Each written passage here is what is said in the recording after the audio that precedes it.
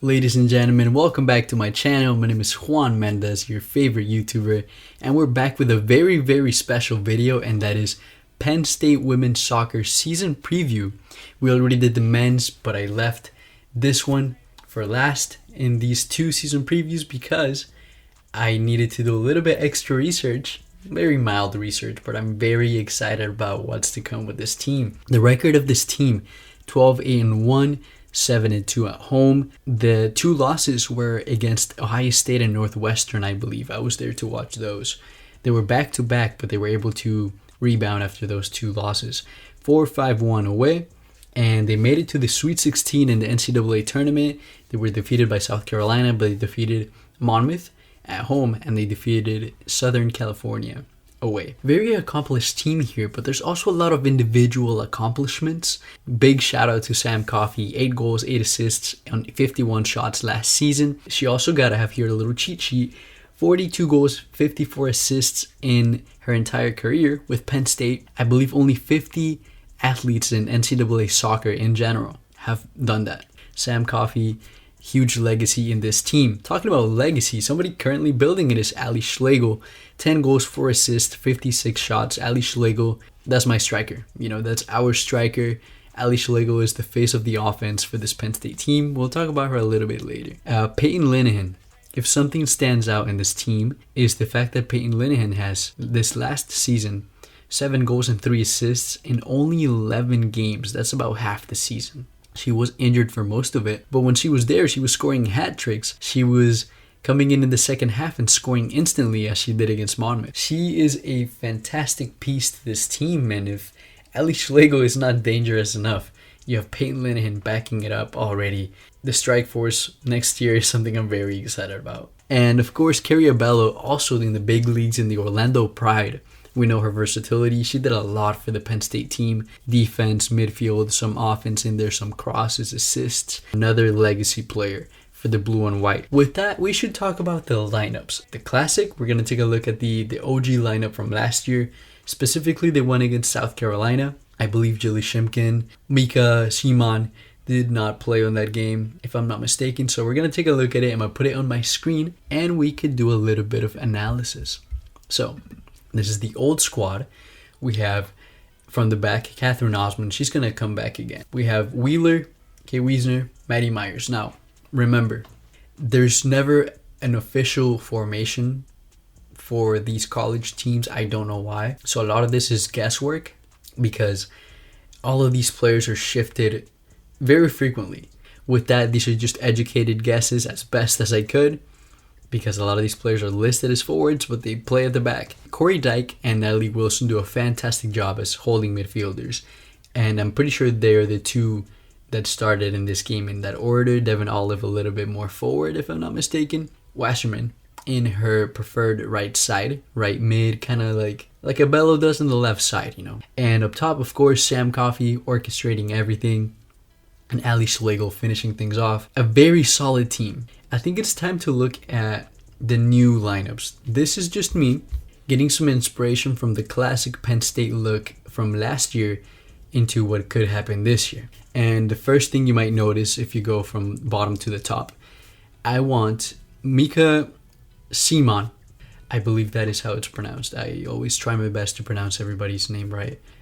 Mika is, or should be, in my complete opinion, the anchor of the defense, the face of the defense.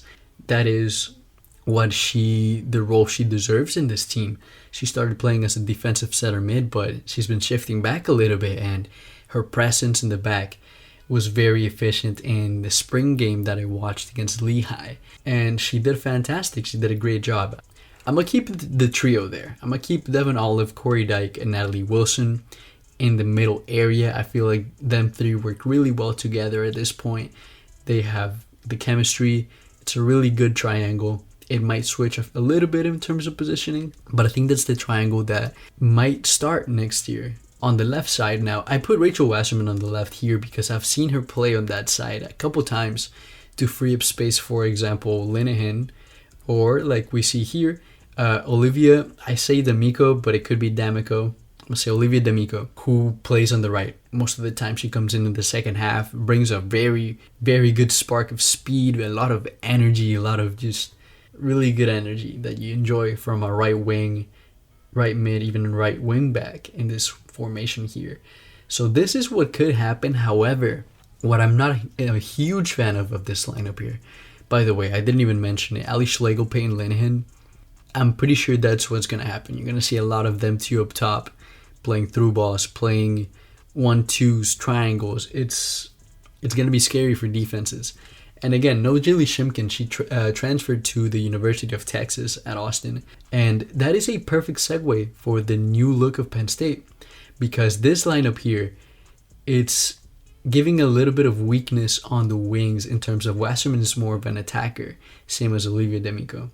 This is what I thought could be a solution. This is the new look, for example, which has 4 at the back, putting Mika Siman and Eva Alonso from Spain. They're very different, but I feel like they complement each other perfectly, with Wheeler still on the left. Very solid. If anything, Wheeler could be the center back with Mika, and Alonso could play on the left. You know, there's things that could be changed. Wiesner on the right. Olive or Wilson with Corey Dyke as the holding midfielders. You have, okay, let me save that Myers new signing position for last. You have Peyton Linen on the right side that she prefers slightly to the left, of course, and where she naturally played last year, I believe. Ali Schlegel, Rachel Wasserman, who we said could play on basically anywhere on the attack as well. That top 3, I think, is very ideal. I think it's a comfortable attacking 3, very experienced and very capable. And then Maddie Myers, who actually plays at the back a lot. She is a number 10. She is a forward listed on Penn State's roster. It could be her to bring in a spark behind Schlegel or a new signing. Now, who could the new signing be? Well, there's a lot of possibilities. There is Luciana Latino, who they put in the game against Lehigh. Number 8, I believe, the new number 8. Let me tell you what we should be excited about. New signings. According to Top Drawer Soccer, this Penn State women's team has the number 1 recruiting class in the entirety of the NCAA women's soccer. We have Amelia White, who is not yet in the roster. A goalkeeper, Mackenzie Gress. We're looking at the future after Catherine Osman. We have Eva Uribe, Luciana Latino, Molly Martin, Ava Minier, and Olivia Borgen. We have a lot of names here. And like we said, the number 1 recruiting class. Any new name could fit really well in that position because everything around it is already solidified in a sense. So I feel like this could be a new look, a very favorable new look for this Penn State team. It is a huge loss, Kerry Abello and her versatility, but you know, stick very strongly to your positions like you had in 2019, 2020, when the defense was basically completely different apart from Abello, but we know that team was very successful, and I feel like bringing that solid back line is going to be a very positive change for this team. But I'm going to leave it there because this is just speculation, and because I want you guys to be as excited as I am about this team. So we'll see what happens. You know, it's very exciting to talk about it, and that is why we're going to conclude this video here. Let me know what you thought. Let me know if you agree, if you disagree, what type of video I should do next. But overall, I feel like we could all agree that this team is going to be fun to watch. Thank you very much for watching, and I will catch you on the next one. Peace.